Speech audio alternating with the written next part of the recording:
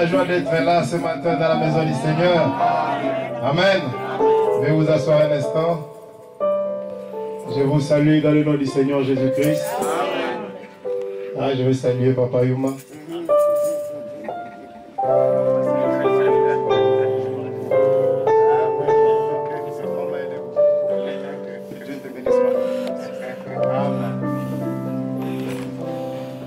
La fois passée, je suis parti très vite, on ne s'est pas vu. Alors, c'est sur la bande que j'ai vu qu'il y avait moment. Quand je prêchais, je disais, mais je connais la figure, mais je ne savais plus que c'était Maman Yuma. Amen. Que Dieu vous bénisse. Oui, Papa Yuma, c'est un grand témoignage, c'est notre Lazare. Amen. La profondeur appelle la profondeur. Dans le message, on n'a pas besoin de manger ensemble pour qu'on soit amis, non. Il y a seulement une profondeur. Je l'ai connu sur une vidéo. Vous comprenez un peu? C'était sur la vidéo. J'ai vu qu'on a aussi des Lazare. Il a été empoisonné. Et il est resté avec ce poison-là pendant des années. Et maman était vraiment une femme de foi. Elle était toujours à côté de Papa Yuma. Ne voyez pas la santé qu'il a aujourd'hui. Quand il était empoisonné, il était devenu très mince. Il y a la vidéo dans YouTube, cherchez, vous allez voir. Et la maman a été vraiment persévérante. Et le pasteur Barouti a prié pour notre frère. Et Dieu lui a ressuscité. Amen. Amen. Bon, je ne veux plus me présenter. Moi, je suis d'Agaport Tabernacle. Amen. Que Dieu bénisse les visiteurs. Amen. Je vais vous lire quelque chose avant de continuer. Amen. C'est dans les puissants conquérants. Nous allons voir qu'est-ce que le prophète dit là-bas. Amen. Amen. Dans la prédication, les puissants conquérants. Écoutez ce que le prophète dit. Il dit ceci au paragraphe 23 à 24. Amen. Amen. Nous sommes ici pour Jésus. Hein? C'est lui que nous élevons. C'est lui l'époux de nos âmes. C'est lui notre sauveur béni. Amen. Écoutez ce que la Bible dit. Ce que le prophète dit ici. Il dit, il était plus qu'un homme. Amen. Amen. Jésus était plus qu'un homme. Il était Dieu. Amen. Jésus est Dieu. Amen. Amen. Il était plus qu'un homme. Il était le puissant conquérant de Dieu. Amen. Le prophète écrit, oh, combien nous devrions l'aimer. Combien nous devrions le louer. Amen. Combien nous devrions nous aimer les uns les autres. Comme il nous a aimés. Il s'est livré lui-même pour nous, afin que nous soyons plus que vainqueurs. En lui, qui a vaincu la maladie, la mort et l'enfer. Nous le voyons ici sur terre comme un conquérant. Nous le voyons se tenir là, près de la tombe, et conquérir la mort dans cet homme. Son homme avait effectué un voyage de 4 jours. Je ne sais pas où il était, vous non plus, mais où il était, il a conquis la mort. Il a amené son âme. La corruption a reconnu son maître. Amen. Et l'âme de cet homme qui était mort est revenu. Et a de nouveau vécu dans un corps mortel. Il s'est assis à table et il a mangé.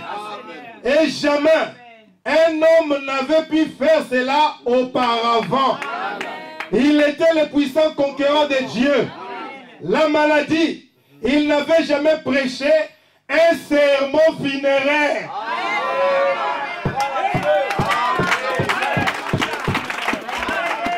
Il n'y a que seul Jésus qui n'a jamais prêché un serment funéraire. Il est plus que Branham. Parce que Branham a prêché des serments funéraires. Les pasteurs Salem prêchent des serments funéraires. Moi j'ai déjà prêché aussi des serments funéraires. Mais il n'y a que seul Jésus qui n'a jamais prêché des serments funéraires. Quand il vient et que vous avez un deuil chez vous, rassurez-vous. Amen. Il vient parfois pour pleurer afin de vous consoler. Le prophète il dit Amen. Quand il a pleuré dans Jean chapitre 11 verset 35, il dit là il pleurait un ami. Lazare c'était son ami et Jésus pleurait comme un homme avec son corps frêle. Il pesait environ 55 à 65 kilos. Amen. Mais quand il est arrivé devant la tombe de Lazare, la mort a reconnu son créateur. Amen. Là, il ne s'agissait plus d'un homme, il s'agissait du créateur. Il s'agissait de Dieu. Amen. Il n'a jamais prêché des serments funéraires. Là, ce n'est pas encore notre prédication. Frère Priva, pourquoi tu me regardes comme ça? Je t'aime bien, c'est pourquoi tout le temps je suis ton nom. Amen. Écoutez ceci. Il n'a jamais prêché un serment funéraire. La mort ne pouvait pas rester dans sa présence. Comment la mort et la vie pouvaient-elles demeurer ensemble? C'est impossible. C'est la raison pour laquelle aujourd'hui, frère, lorsque l'Église est née de nouveau de l'Esprit de Dieu, la mort et la vie ne peuvent pas se tenir ensemble. Il se passe quelque chose. Christ entre et conquiert nos passions. Il conquiert nos désirs. Il conquiert tout ce qu'il y a d'impie en nous. Et comme il vit, nous vivons aussi. Il conquiert tout ce qui est impie. Il a déjà fait. Cela est à la portée de nos mains pour que nous les recevions. Amen. Nous le voyons dans son ministère terrestre comme un conquérant. Le prophète lui a posé la question, est-ce que l'épouse a encore un ministère? Le prophète dit oui. C'est le ministère de Christ. Nous continuons ce ministère. Partout où nous passons, quand le diable met la maladie, nous venons pour enlever la maladie. Quand le diable amène la mort, nous amenons la résurrection. Amen. Quand le diable amène des envoûtements, nous venons pour désenvoûter. Nous avons cette puissance, frère. Amen. Amen. Ah, merci Seigneur. Là, ce n'est pas encore la prédication. Je suis désordonné, je ne sais pas par où commencer. Hein? Papa Yuma, j'ai senti qu'on allait encore se rencontrer aujourd'hui. Je ne sais pas comment. Amen. Que Dieu vous bénisse. Lèvons-nous, nous allons chanter un cantique pour écouter la parole de Dieu. Amen. Je vous aime, Agapao. J'aime beaucoup le pasteur Salem. Je suis le fruit de sa patience. J'ai cru le message dans sa maison. Ça, c'est un saut. Vous comprenez maintenant. Quand vous le voyez joyeux là, parce qu'il m'a vu porter des shorts dans sa maison. Que Dieu te bénisse. Les frères du message me condamnaient, mais lui ne me condamnait pas. On disait, est-ce que lui ici va vraiment croire le message? Je suis le résultat de sa patience. Il disait toujours, c'est un fils de Dieu. Il va croire. Et je vous dévoile déjà les secrets. Aujourd'hui, nous allons prêcher sur les résultats de la décision.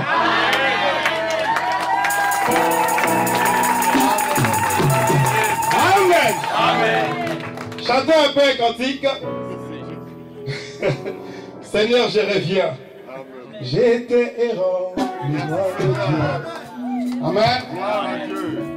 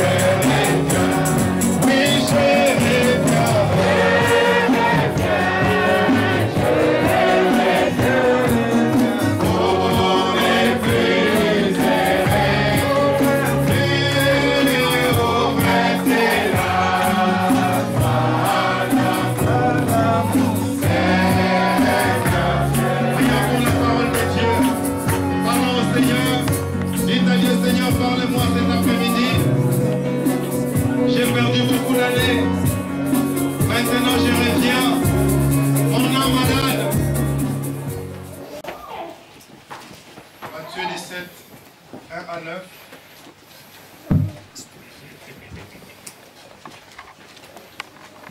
Deux Pierre chapitre 1er, 16 à 21.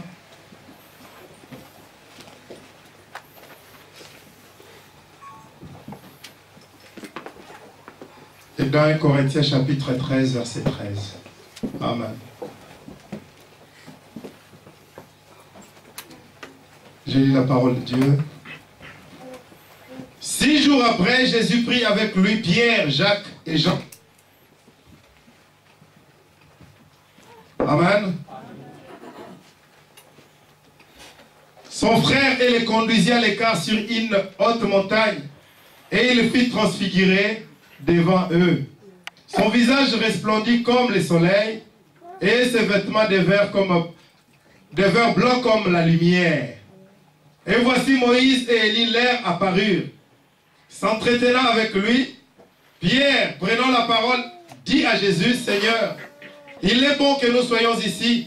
Si tu le veux, je dresserai ici 3 tentes. Une pour toi, une pour Moïse et une pour Élie. Comme il parlait encore, une nuée lumineuse le couvrit. Et voici une voix fit entendre de la nuée ces paroles. Celui-ci est mon fils bien-aimé, en qui j'ai mis toute mon affection. Écoutez-les. Lorsqu'ils entendirent cette voix, les disciples tombèrent sur leurs faces et furent saisis d'une grande frayeur. Mais Jésus s'approchant, les toucha et dit, levez-vous, n'ayez pas peur. Ils levèrent leurs yeux et ne verrent que Jésus seul. Comme ils descendirent de la montagne, Jésus leur donna cet ordre de parler à personne de cette vision jusqu'à ce que le Fils de l'homme soit ressuscité de mort. Amen. Retenez le verset 9, là vous allez comprendre le mystère là-dedans. Amen. Je suis heureux d'avoir reçu Élie le prophète. Amen. Vous allez comprendre un grand mystère là-dedans. Jacques chapitre, qu'est-ce que j'ai dit? 2 Pierre, 1er, verset 16 à 21.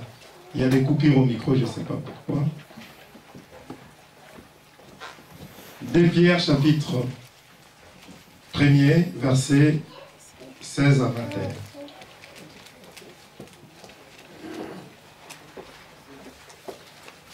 21. Amen.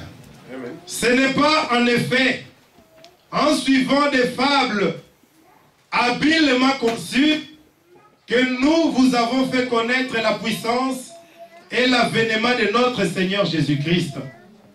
Mais c'est comme ayant vu sa majesté de nos propres yeux. Ça, c'est le témoignage d'un vrai témoin. Il témoigne des choses qu'il a vues dans Matthieu chapitre 17. Amen. Oui, c'est là où le prophète dit que un prédicateur, avant de passer derrière la chair, il doit rencontrer la colonne des feux. Sinon, tu parleras des fables habilement conçues. Car il a reçu de Dieu le Père, honneur et gloire. Quand la gloire magnifique lui fit entendre une voix qui disait, celui-ci est mon fils bien-aimé, en qui j'ai mis toute mon affection. Et nous avons entendu cette voix venant du ciel. Lorsque nous étions avec lui sur la sainte montagne. Le nom de la montagne a même changé. Ça devient une sainte montagne. Et nous tenons pour d'autant plus certaine la parole prophétique à laquelle vous faites bien de prêter attention. Comme à une lampe qui brille dans un lieu obscur, jusqu'à ce que le jour vienne apparaître et que l'étoile du matin se lève dans vos cœurs. Sachant tout d'abord, vous-même, qu'aucune prophétie de l'Écriture ne peut être un objet d'interprétation particulière. Car ce n'est pas par une volonté d'homme qu'une prophétie a jamais été apportée. mais c'est poussé par le Saint-Esprit que des hommes saints ont parlé de la part de Dieu. Amen. Amen. 1 Corinthiens 13, 13. Lisons cela ensemble parce que c'est juste un verset. 1 Corinthiens chapitre 13, verset 13.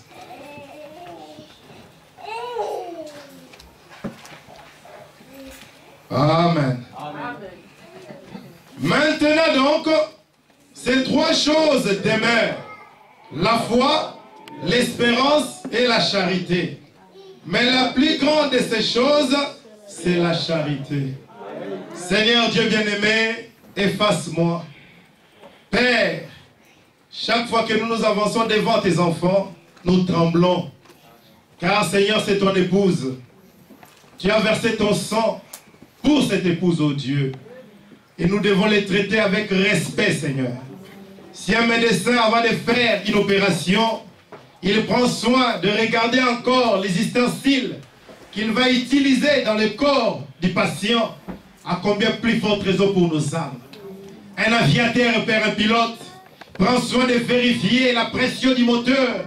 Oh Dieu bien-aimé, avant de voler, parce qu'il sait qu'entre ses mains, il a le sang de ses semblables. Dieu bien-aimé, brise-moi. Prends maintenant ces corps sous ton contrôle. Prends ces lieux sous ton contrôle. Ferme ma bouche à tout ce qui n'est pas ta parole. Oh Dieu, et ouvre ma bouche, Père, car tu as dit que ce n'a jamais été par une, oh Dieu tout-puissant, volonté humaine, que les saints d'autrefois ont parlé de la part de Dieu, mais que c'était poussé par le Saint-Esprit. Seigneur, oins-moi et parle à ton peuple et à moi aussi. Au nom de Jésus-Christ. Amen. Amen. Que Dieu vous bénisse. Je laisse ça ici. Parce que je peux bouger. Asseyez-vous un instant. Amen. Oh Seigneur. Père en grâce. Amen.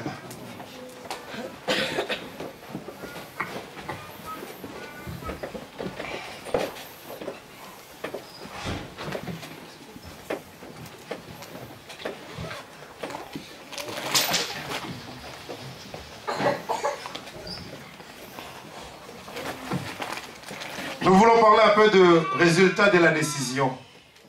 Amen. La fois passée, nous avons parlé sur la puissance de la décision. C'est moi-même. Hein? Amen. Donc, nous avons parlé de la puissance de la décision. Et pourquoi j'ai pris le résultat de la décision? C'est par rapport à l'inspiration que le pasteur avait reçue et a prêché ici juste après mon passage. Il a parlé d'une foi éprouvée, produit le résultat. Alors je m'étais dit vraiment, il était inspiré.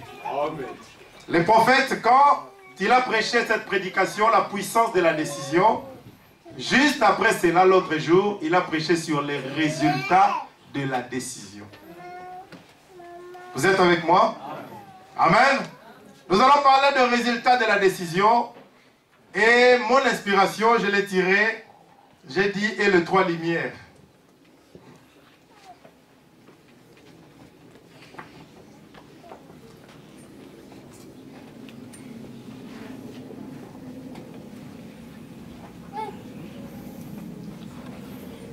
Nous ne sommes pas des maïcariens. Parce que là-bas, ils parlent toujours de lumière. Amen. Nous sommes des chrétiens. Amen. Vous vous sentez bien?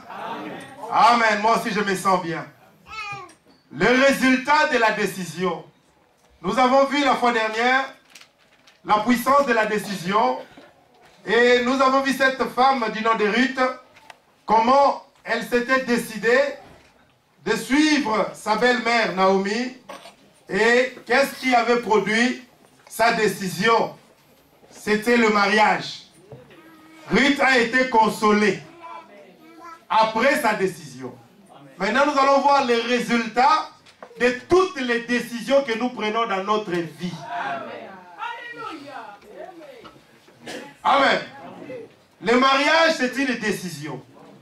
Le prophète dit, même un enfant, nos enfants, vous devez aussi vous décider si vous pouvez avoir comme on dit en France là-bas, des bacs plus, des bacs plus, des bacs plus.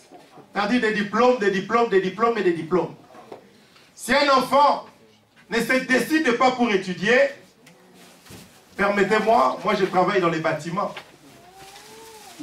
Mais tu as eu la grâce de naître ici, de grandir ici, d'étudier ici, mais tu peux te retrouver dans les bâtiments. Pas accidentellement, mais parce que tu n'avais pas pris la bonne décision.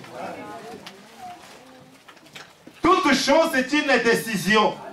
Il y a un résultat dans la décision. Amen. Que ce soit un mauvais résultat, mais cela dépend d'abord de la décision que tu as prise.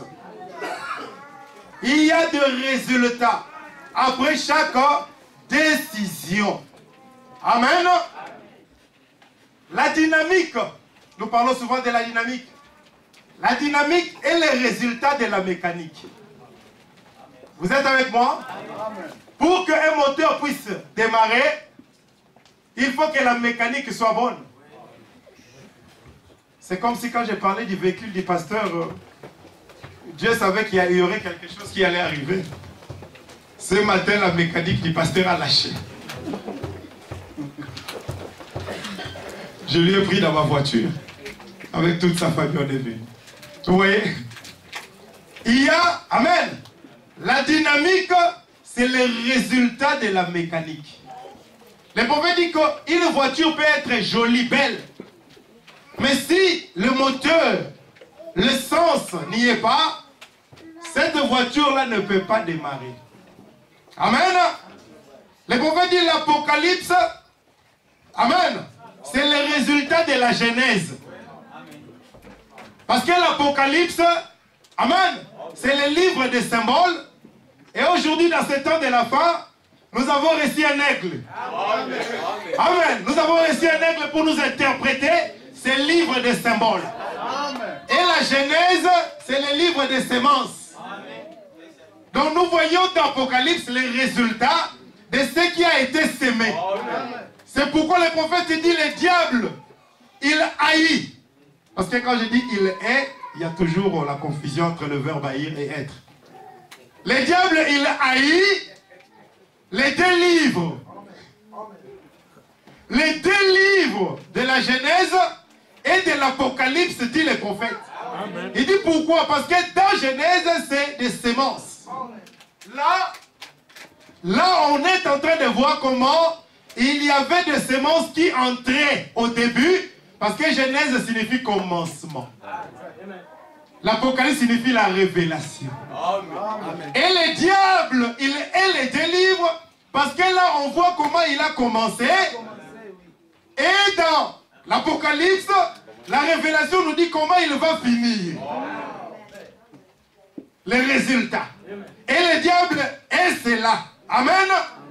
Et la Pentecôte est le résultat de la promesse de Joël 2. Amen. Qui s'accomplit dans Acte 2. C'est clair. C'est simple. Je sais que vous avez un grand enseignant, c'est des pasteurs. Amen. Moi, je suis pas un enseignant. Amen. Oui. La Pentecôte est le résultat de la promesse de Joël 2. Parce que dans Joël 2, Joël avait prophétisé que dans les derniers jours, qu'est-ce qui se passera? Vos filles et vos fils prophétiseront. Amen. Et à la Pentecôte, dans Actes chapitre 2, nous voyons Pierre qui sort. Il dit, voici les résultats de ce que Joël avait prophétisé. C'est ça. Vos filles et vos fils prophétiseront. Déjà étaient là remplis du Saint-Esprit à la Pentecôte, en train de parler en langue et tout. Amen. Amen. Les livres des actes, qu'on appelle les actes des apôtres, le prophète dit c'est les actes du Saint-Esprit dans les apôtres. Amen. Il dit les livres des actes des apôtres, c'est le résultat des 4 évangiles. De Matthieu, Marc, Luc et Jean. Il dit ça c'était juste l'échafaudage. Les 4 livres. Mais les résultats, il dit c'est les actes du Saint-Esprit dans les apôtres. Parce que moi qui fais l'échafaudage dans les bâtiments, on vient poser l'échafaudage. Le bâtiment il est sale. et puis on fait la façade. Amen. On arrange la façade d'un immeuble. À la fin, nous venons enlever l'échafaudage. Et nous voyons les bâtiments qui étaient couverts là avec des bâches, qui étaient sales. Les bâtiments deviennent propres. Les résultats. C'était dans les actes des apôtres. Amen. Et le prophète dit que la pluie de l'arrière-saison et de la première saison tomberont ensemble. Souvent nous écoutons cela mais nous ne comprenons pas c'est quoi. La pluie de la première et de l'arrière-saison. Amen. La première saison, c'est l'enseignement que nous écoutons. Et l'arrière-saison, c'est les résultats. Tu peux prêcher, mais nous attendons les résultats de ce que tu prêches.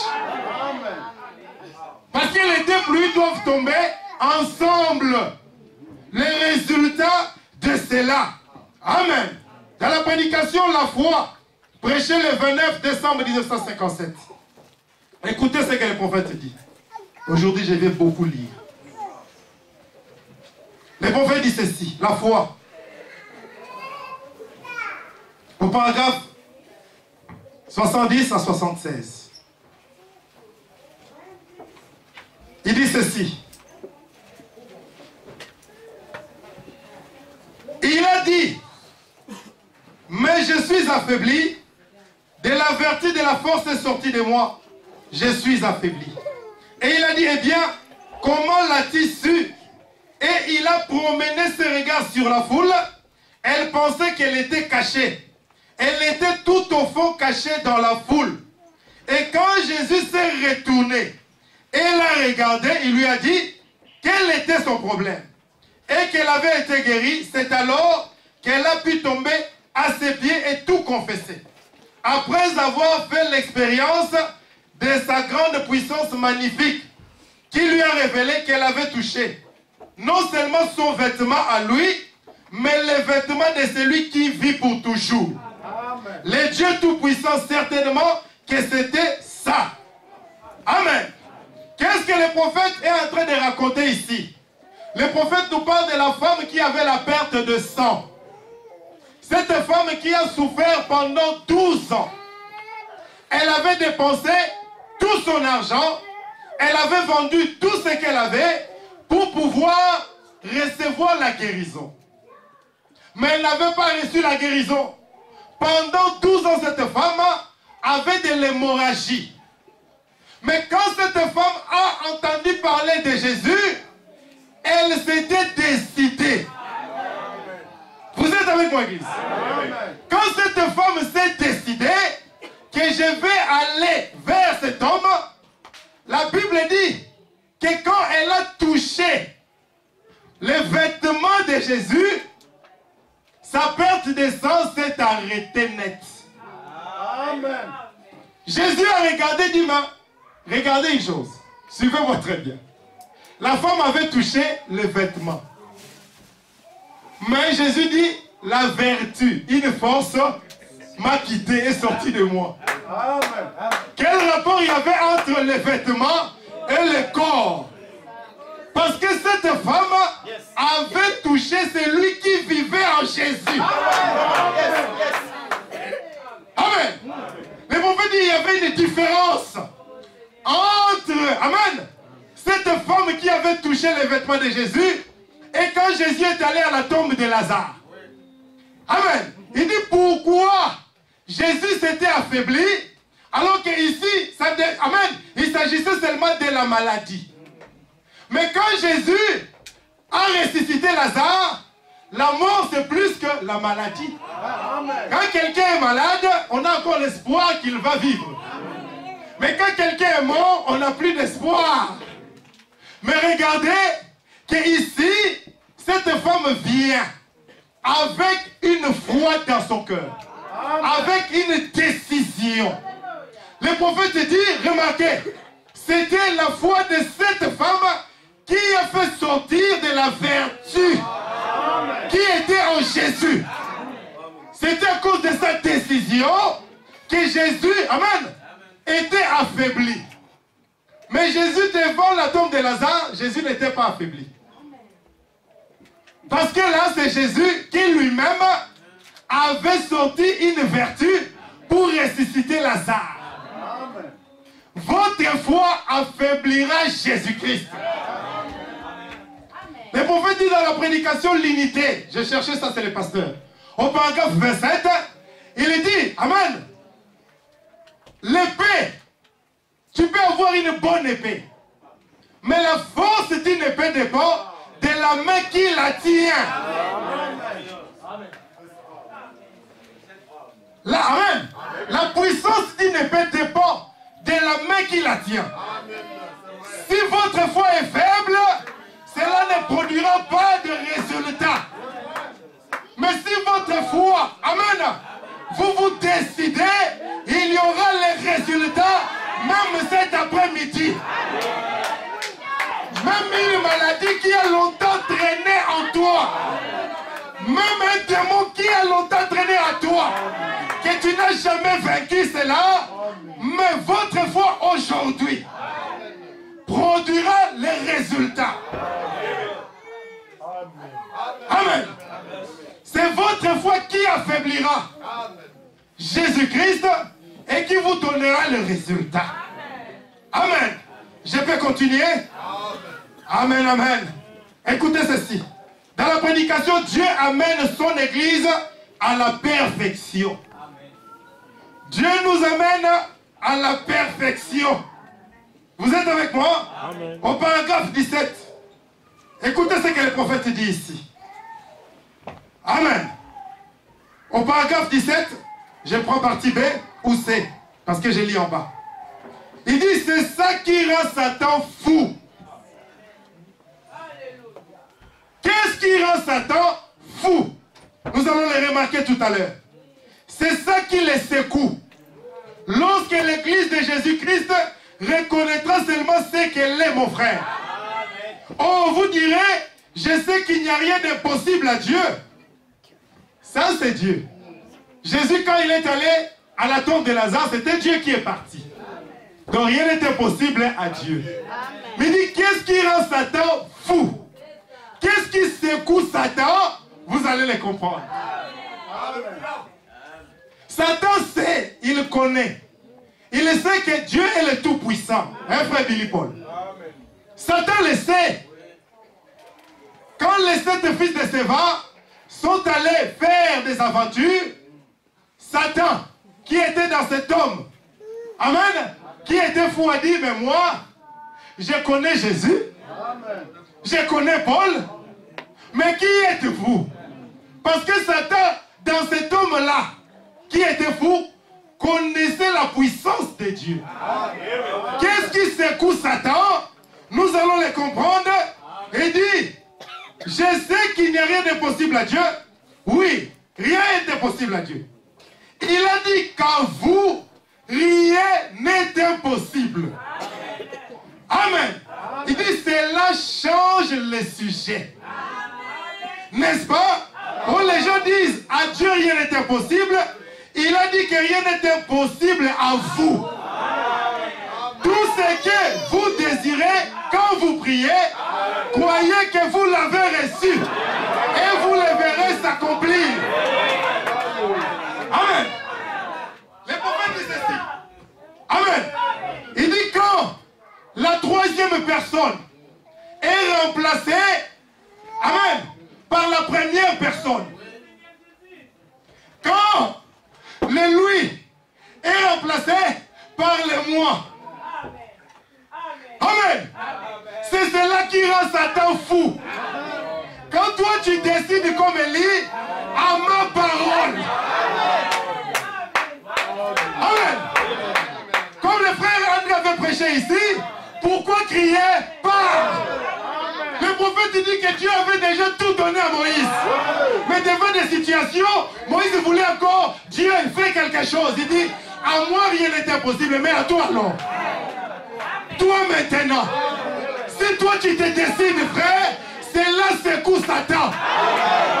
Le prophète dit, même un rétrograde, les jours il se décide de mettre ses genoux par terre afin de prier, il dit, Satan commence déjà à trembler. Parce qu'il sait qu'il va lâcher prise.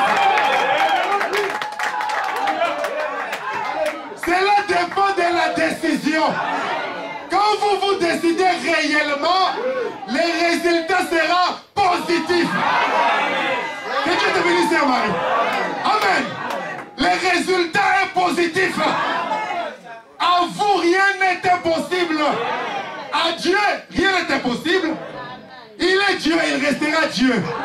Comme un frère avait chanté, on ne sait jamais régner un jour pour lui voter Dieu. Elohim, c'est lui qui existe par lui-même. L'incréé, on ne l'a jamais voté d'être Dieu. À lui, rien ne sera impossible. Mais les sujets doivent changer. Les je doivent remplacer les il. Et le moi doit remplacer les lui. Quand ça change comme ça, Satan dit dans cette maison, je ne reviendrai plus. Ils ont compris. Que Dieu bénisse notre sœur là-bas. Amen. Tu es venu pour la première fois, sœur? Non. Hein? Ah, que Dieu te bénisse. Elle s'est mise debout. Fais la prédication, la bonne nouvelle est claire. N'oubliez pas les enfants de Dieu. Amen. À vous, rien n'est impossible. Les résultats de la décision. Amen, amen. On peut continuer. On peut avancer. Amen, amen. Amen. Dans la prédication. Ah, Jésus. Ah, Zamirangai. Oh, Dieu. Dans la prédication, la foi. La foi du 13 août 1961. Au paragraphe 30 à 33. Écoutez ceci. Amen. Écoutez ceci, frère. Amen, amen, amen, amen, amen. Amen, amen. Écoutez ceci. Écoutez. C'est le Saint-Esprit qui a le pouvoir de guérir. Et vous avez le Saint-Esprit. C'est le petit arbre que vous êtes. Amen. J'avais posé la question, je ne sais pas si c'était dans votre église ou ici. Hein? Ça, c'est Mardoché. Mardoché, je vais te voir chaud, petit. Il ne faut pas dormir. Je t'aime beaucoup. Ton don là de chanter, tu dois rallumer ça. Amen. Amen. Écoutez ceci. J'ai demandé à mon église, le prophète dit, un arbre et les fruits. Qu'est-ce que vous désirez? Ah, vous avez échoué. Tout le monde a regardé l'arbre, c'est grand. Le fruit, c'est petit. Amen. Vous avez réussi. Amen. Le prophète dit, et l'arbre et les fruits. Amen. Moi, je désire l'arbre. Il dit pourquoi? Parce que si j'ai l'arbre, j'aurai des fruits. Mais si je n'ai pas l'arbre, j'irai au marché acheter des fruits. Et le Saint-Esprit, c'est l'arbre. C'est la source de production. Quand tu as le Saint-Esprit, tu as tout. Amen. Le prophète dit une chose, il dit, aujourd'hui un homme peut venir chez toi. Tu lui amènes dans ton champ. Tu lui dis, viens mon frère, viens, viens, viens. J'ai acheté un champ de maïs. Tu amènes cette personne-là, tu lui montres et tu dis, regarde, tu vois mon champ de maïs? La personne regarde, il n'y a que du sable de la terre. Il dit, tu es fou. Comment tu peux me dire que ça c'est les champs de maïs? Pourtant la personne, hier, il avait déjà semé le maïs. Il ne dira pas que ce sont des grains de maïs, mais il dit que ce sont les champs de maïs. La foi ne regarde pas la vue. C'est votre foi qui produit les résultats. Quand tu confesses que je suis guéri, quand tu confesses que j'ai le Saint-Esprit, amen. Ne disez jamais à vos enfants qu'elles sont des prostituées, non. Dites à vos enfants que ce sont des servantes de Dieu, comme des Déborah, comme amen, des Dorcas, comme des Marie, comme d'Elisabeth, comme des Sarah, comme des Rebecca. Ce que vous dites à vos enfants produira les résultats. Ils ont toujours qu'ils soient intelligents. Cela les motivera. Vous verrez les résultats. C'est la loi de la reproduction. Je peux continuer. Le prophète dit ceci, écoutez. Amen. Il dit ceci. C'est le Saint-Esprit qui a le pouvoir de guérir. Et vous avez le Saint-Esprit. C'est le petit arbre que vous êtes. Et toutes les choses dont vous avez besoin sont en vous. Ainsi donc, vous commencez simplement à boire de la promesse de Dieu, à dire c'est la vérité. C'est la vérité. Dieu a dit qu'il me guérirait. Par ces meurtrissures, je suis guéri. Amen. Voilà, vous savez ce que vous faites. Vous commencez à faire sortir de vous la guérison. C'est tout. Voyez? Et alors quoi? Les autres peuvent voir ce que vous avez. Oh, qu'est-ce que c'est? La foi est une ferme assurance des choses qu'on espère. Une démonstration de celles qu'on ne voit pas. Je pourrais planter ces petits arbres quelque part. Je ne vois pas les pommes, mais elles sont en lui. Ces petits arbres, c'est qu'elles sont en lui. Alors il commence simplement à boire, à pousser, parce qu'il savait, c'est en moi. Vous voyez? Le moi remplace les lui.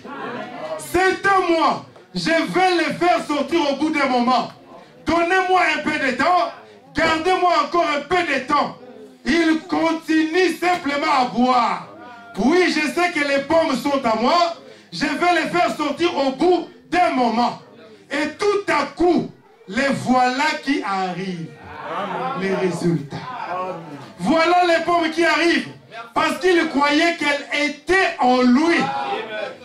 Et si vous croyez que la puissance du Saint-Esprit est en vous pour vous guérir, alors voilà, continuez simplement à pousser. Voyez, vous avez la foi, vous ne pouvez pas voir les résultats tout de suite. Amen. Amen. Oh, accapare des anges. Accapare des anges. Que Dieu vous bénisse. Vous ne pouvez pas voir les résultats tout de suite, pas immédiatement, mais la chose est déjà là. Amen. Nous sommes en chemin vers Canaan. La foi de l'enlèvement est déjà en nous. Il faut simplement continuer à boire, à manger ce message, à manger la parole. Et vous allez voir bientôt les résultats, mon bénichai. Amen. Ah là là là là là là là.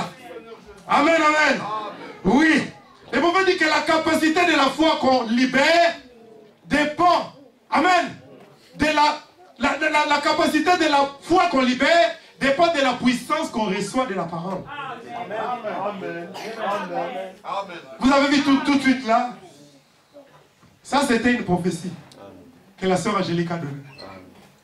Quand il dit c'est vrai, Dieu veut nous dire que c'est que je suis en train de dire dans cet homme-là, c'est la vérité. Amen. Amen, amen. Nous pouvons continuer. Amen. Dans la prédication, les résultats de la décision. Nous arrivons maintenant dans cette prédication. Les résultats de la décision. Écoutez ce que le prophète dit. Au paragraphe 11e, il dit ceci. Et maintenant, nous avons vu qu'il y a principalement 3 thèmes dont nous voulions parler dans le livre d'Exode. Et ces thèmes étaient la puissance de Satan, la puissance de la foi et la puissance de Dieu. Et hier soir, comme moi je peux dire, le 2 novembre, nous avons prêché sur la puissance de la décision. Et aujourd'hui, nous voulons parler des résultats de tout cela. Dieu établissant Israël dans la terre promise. Amen. Et maintenant, comme texte, si nous pouvons l'appeler ainsi, pour avoir le contexte, les résultats de la décision. Le prophète parle de 3 puissances qu'il y a dans le monde. Il y a d'abord la puissance de Satan. Amen. Il y a d'abord la puissance de Satan. Premièrement, la puissance de Satan. Amen. Deuxièmement, il dit il y a la puissance de la foi. Et troisièmement, il y a la puissance de Dieu. Amen. Amen. Quand Dieu vous donne une promesse, le prophète dit, la première personne que tu rencontreras, c'est le diable. Amen. La puissance de Satan. L'opposition. Tu dois d'abord rencontrer une opposition. La puissance de Satan. Maintenant, si tu n'as pas la foi, comment tu peux résister contre le diable? Les prophètes parlent d'Amram et Jochebed, les parents de Moïse. Gabriel était venu. Moi, je parlais comme ça. Que ceux qui n'ont pas, amen, les lunettes là, qu'ils aillent acheter. Gabriel est venu dire à ses parents que votre fils qui naîtra dans votre foyer, c'est lui qui sera le libérateur. Dieu a donné la promesse, mais Dieu savait aussi, amen, que Satan viendra les combattre. La puissance de Satan viendra. Satan a inspiré en premier Pharaon pour pouvoir tuer tous les petits enfants. Il fallait en ce moment-là que les parents de Moïse puissent maintenant appliquer la puissance de la foi. Et la puissance de la foi dans les parents de Moïse a fait qu'ils n'ont pas eu peur de Pharaon. Ils n'ont pas eu peur de ce que le Pharaon tuait les enfants. Ils avaient la foi que Dieu qui avait parlé au travers de Gabriel, c'est Dieu là va s'occuper de Moïse. Et quand la puissance de la foi a vaincu, en ce moment-là, le miracle s'est opéré. Il y a eu les résultats. Là où même on tuait les enfants, dans la maison où même la loi était sortie, Dieu a envoyé Moïse. Là, ce n'était plus la puissance de la foi, c'était maintenant la puissance de Dieu lui-même. Là où on cherchait de tuer l'enfant, Dieu envoie l'enfant là-bas. L'enfant grandit là-bas. L'enfant étudie là-bas. L'enfant est nourri là-bas. L'enfant est même promis comme roi là-bas. Ça ne pouvait qu'être la puissance de Dieu. Les résultats. Un pas qu'à fêter. Les résultats de votre foi, frère. Amen. Dans la prédication, la puissance de la décision. Toutefois, je parle. Amen. Dans la prédication, la puissance de la décision. Au paragraphe 20 à 22. Écoutez ce que le prophète dit ici. Amen. Le prophète dit ceci. Il dit, notez bien, quand nous avions d'abord pensé que nous avions pris la puissance de Satan, la puissance de la foi et la puissance de Dieu. Et nous avons vu que Satan commence toujours par déployer sa puissance. Les premiers, observez. Vous connaissez les champignons, comment ils poussent la nuit et meurent les jours suivants. Un vieil chêne met du temps pour pousser. Mais il est bien enraciné et enfoncé sous la terre lorsqu'il pousse là. Ainsi, le diable commence toujours sa petite démonstration là. Pourquoi il commence toujours sa petite démonstration? C'est pour vous faire peur. Amen. Amen, il est dévoilé. Et alors observez là, il cherche à contrecarrer l'action de Dieu. Il fera toujours cela. Et il est toujours le même diable. Il utilise les mêmes techniques. Il avait utilisé dans les jours passés. Il les utilise encore aujourd'hui. Nous n'avons qu'à lire l'Ancien Testament. Amen. Nous apprendrons. Tu es dans la symphonie, frère. Nous apprendrons alors les tactiques diabolique du diable. Comment il opère. Ainsi, nous avons vu que cette puissance, il avait une puissance, et cette puissance, c'était la mort.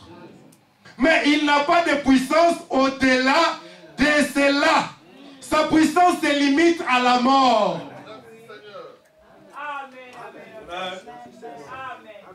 Les jours où vous apprendrez que le pasteur Robert a prié pour un mort, il est ressuscité, ne dites pas que j'ai touché aux choses. Non. C'est la puissance de Dieu. Amen. Parce que Dieu m'avait dit, dans ton ministère, même les morts ressusciteront. Amen. Quand vous voyez quelqu'un, il est là tout humble, c'est parce qu'il y a des choses lourdes qui pèsent sur lui. Tu dis, oh Seigneur, même les morts vont ressusciter. Il dit, Io. Par moi, il dit, par toi. Parce que le diable se limite à la mort. Mais au-delà de la mort, il ne voit pas le Dieu de la résurrection. Il ne voit pas le Dieu qui a ressuscité les frères Yuma. Au-delà de la mort, il y a le Dieu de la résurrection. Amen. Je peux continuer. Ainsi, nous avons vu que cette puissance. Frère, quand le pasteur, il faut qu'on veut chanter Nasepelaka Tangoyo.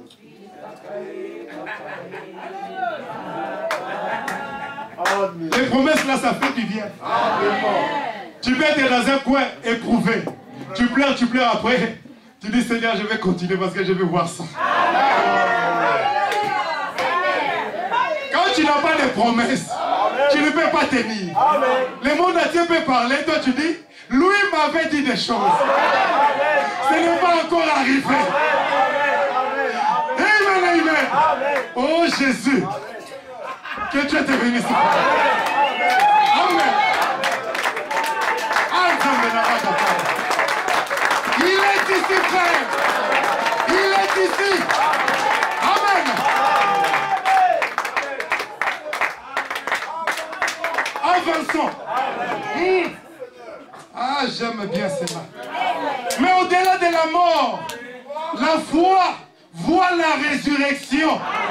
Le Dieu de la résurrection, c'est la puissance de la foi. De croire lorsqu'il demande, vous tenant là derrière, les nuages sombres qui vous empêchent de voir avec vos yeux naturels. Amen. Maintenant nous rentrons dans les choses, frère. Écoutez ceci. Dieu, quand il avait construit les tabernacles, amen, dans l'Ancien Testament, amen, Dieu a dit à Moïse, fais les tabernacles selon les modèles que tu as vu là au ciel. Moïse, mais toi tu étais sur une montagne, mais Dieu nous dit les choses que tu as vues au ciel. Descends, fais-les. Moïse descend. Il lui dit, tu feras les tabernacles avec le parvis extérieur. Alors, tu feras la deuxième pièce, le parvis intérieur. Et la troisième pièce, le saint des saints. Amen. Le prophète dit, le parvis extérieur représentait la foi. Il dit, la foi est naturelle. Il y a toujours trois lumières. Le prophète dit, dans le parvis extérieur, ce n'était pas couvert. Dans les parvis extérieurs, dans les tabernacles, il y avait tout le monde qui venait pour confesser leurs péchés, donner des offrandes à Dieu. Amen. La pluie pouvait tomber, le soleil frappait, les nuages descendaient. Amen.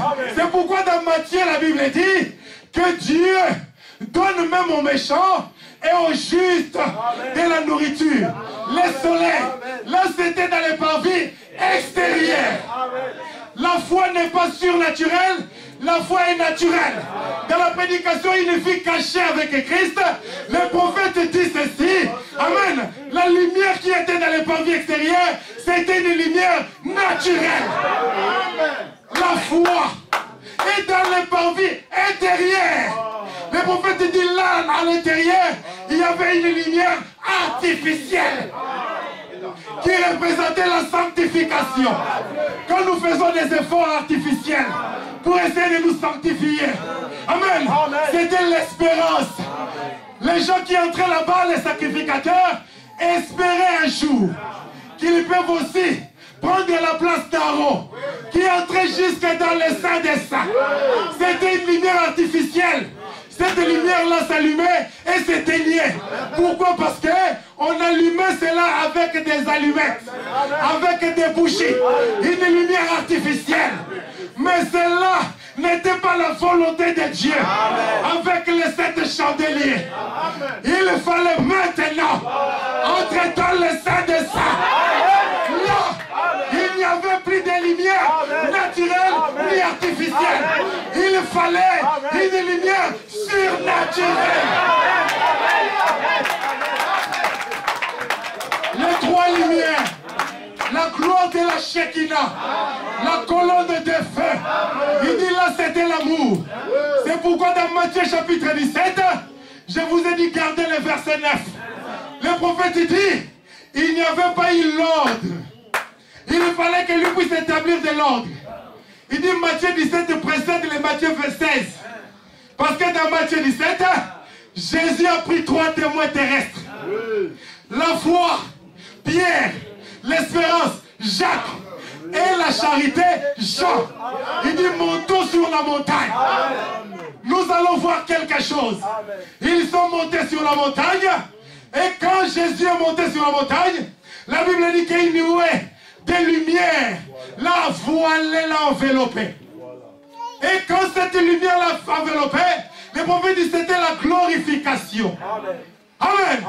Et Pierre, Jean et Jacques, la foi, le parvis extérieur, l'espérance, le parvis intérieur et la charité, la Amen, Jean, les saints des saints. Ils ont vu des étrangers apparaître. Ils n'avaient pas de photos de ces étrangers. Amen. Moïse et Élie. Ils ont regardé, ils ont vu Moïse et Élie. Le prophète dit Dieu était en train de faire quelque chose. 3 témoins terrestres et 3 témoins célestes. Moïse qui représentait la loi et Élie qui représentait les prophètes. Il y avait un 3e témoin. L'amour de Dieu lui-même. La grâce de Dieu. La Bible dit qu'il s'entretenait avec eux. De quoi il s'entretenait avec eux? Il leur disait, toi Moïse, avec la loi, les gens n'ont pas vu Dieu. Et toi Élie, qui as toujours condamné Israël de ses péchés, les gens n'ont jamais vu Dieu. Et moi, l'amour, je suis descendu. 1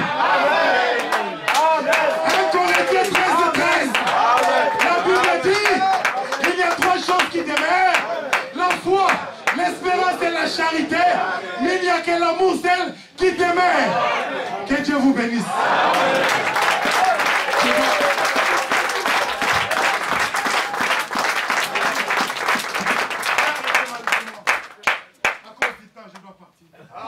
Amen. Je vais chanter un spécial avant de partir. Ce sont les cantiques que j'écoutais et aujourd'hui ça produit les résultats. Quand je vivais chez les pasteurs, à l'époque j'étais païen. Païen, oui. Parce que les pentecôtistes, ce sont des païens. Amen. Ils doivent rentrer dans la gloire de la Shekinah. La colonne de feu. Là où il y a les ailes entrecroisées des anges. Qui représentaient la croix. Et les anges regardaient les propitiatoires. Là où on amenait les sangs des taureaux qu'on le prenait là dans les parvis extérieurs. Mais pour que votre pardon soit confirmé, il faut que les sangs arrivent au propitiatoire. Dans le 3e endroit. Le message de l'air. La gloire de la Shekinah. Amen. Quelqu'un ne peut m'aider? Je vais chanter un cantique. Vous permettez? Parce que j'ai encore culte là-bas. Amen. C'est un cantique que j'aime beaucoup. Que tout ça, c'était le résultat de ce que lui s'aimait. Mais il va écouter cela. Quand j'écoutais cela dans ma chambre, j'ai pleuré. Oh Jésus. Oh mon frère. Nous ne sommes que des pèlerins ici-bas.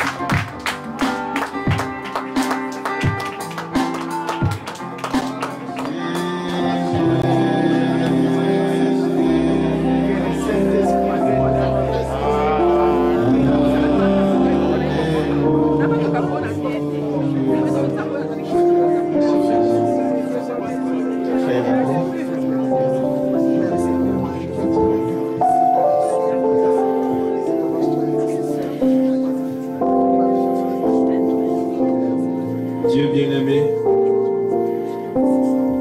ô Dieu qui a créé les cieux et la terre, par ta décision souveraine, Seigneur, tu as fait toutes choses.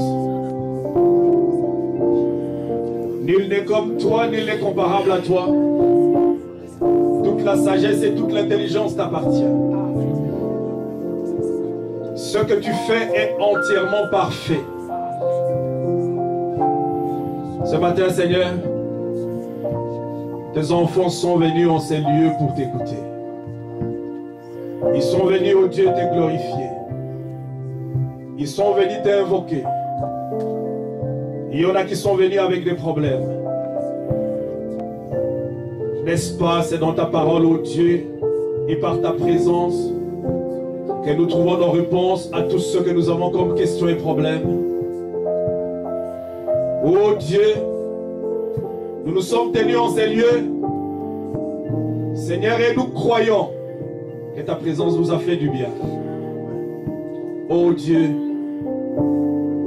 alors que tu connais toutes choses, et toi qui connais la fin dès le commencement, chaque chose qui arrive, chaque événement dans notre vie, tu as placé chaque chose, oh Dieu, et rien n'arrive plus tôt que le moment ou le jour que tu l'as prévu. Nous voulons te remercier pour chaque chose. Nous voulons te remercier pour ce que tu as accompli dans nos vies. Nous voulons te remercier pour tes promesses. Et nous voulons te remercier pour la foi que tu donnes à tes enfants. Oh Dieu, nous sommes arrivés à la fin de ces cultes. Ce que nous pouvons faire, Seigneur, c'est simplement te rendre grâce parce que nous savons que ce que tu fais est parfait. Oh Dieu, alors que tes enfants rendent en retour les hommages et la gloire à celui qui les mérite, nous disons tout simplement que tu es digne. Oh Dieu, tu es le Dieu d'Agapao Tabernacle. Tu es le Dieu qui combat nos ennemis. Tu es le Dieu qui donne la victoire. Je vous aime, mes enfants, je vous aime, mes enfants, je vous aime,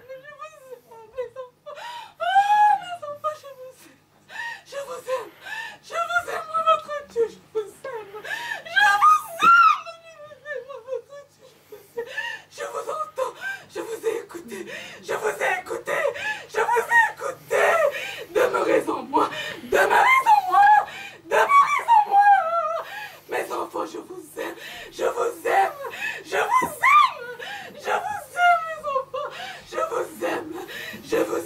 je vous ai écouté, demeurez en moi, ne vous écoutez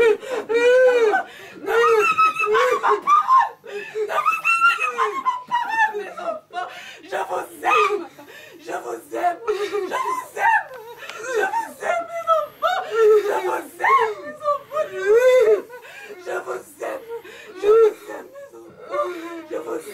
dans l'amour incomparable,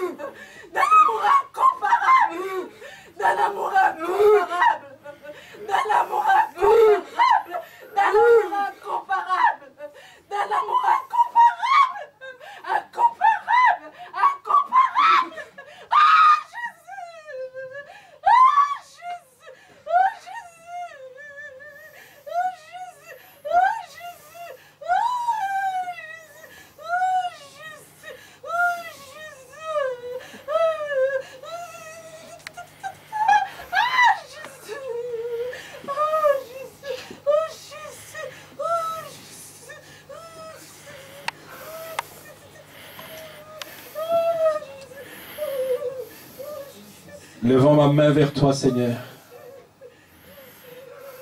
Oh Dieu, salut de l'âme de chaque personne. Des enfants que tu as connus dès l'avant-fondation du monde. Ceux-là que tu as prédestinés à la vie. Tu as envoyé ton Fils bien-aimé Jésus-Christ. C'est lui qui a versé son sang précieux pour nous. Oh Dieu, tu nous as envoyé ce glorieux message. Ce message qui est acheté le sang de Jésus-Christ. Alors que nous savons que le sang de Jésus, c'est cela. Oh Dieu, tu es présent au milieu de tes enfants. Tu nous prends par la main, tu nous guides et tu nous conduis. Parce que tu es au milieu de nous, Seigneur. Nous avons l'assurance que peu importe d'où viendra les dangers, tu es là. Et ta présence au milieu de nous est entièrement suffisante. Seigneur, tu es notre trésor. Tu es notre richesse. Tu es notre divin bien. Tu es l'incomparable. Nous avons entendu, nous avons écouté que toi, Jésus-Christ, tu es le Dieu incarné. Quand tu étais sur la terre, rien ne pouvait te résister. Si le diable pouvait amener la mort, la vie, c'est toi qui l'amènes. Même si la puissance de la mort était sémée par l'ennemi, notre ennemi.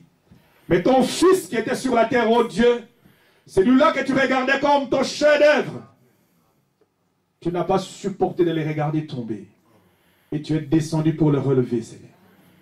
Parce que ton amour envers nous est grand. Oh Dieu, au-delà de la puissance de la corruption, au-delà de la puissance de l'ennemi, nous voulons exalter ta toute puissance. Cette puissance que tu as accomplie, oh Dieu, par ton amour. Oh, merci Jésus.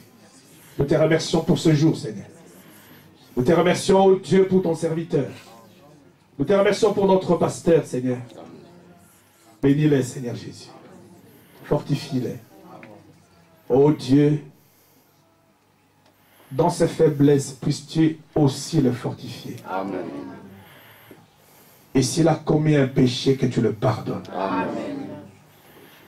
Alors que l'assemblée dit Amen, Seigneur. Amen. Oh Dieu. Et si tes enfants aussi se sont éloignés de toi, nous te prions aussi de nous pardonner.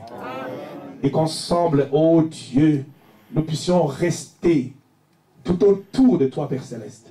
Toi qui nous fais du bien. Restaure chacun de nous. Amen. Redonne la force. Tu es le Dieu de la restauration.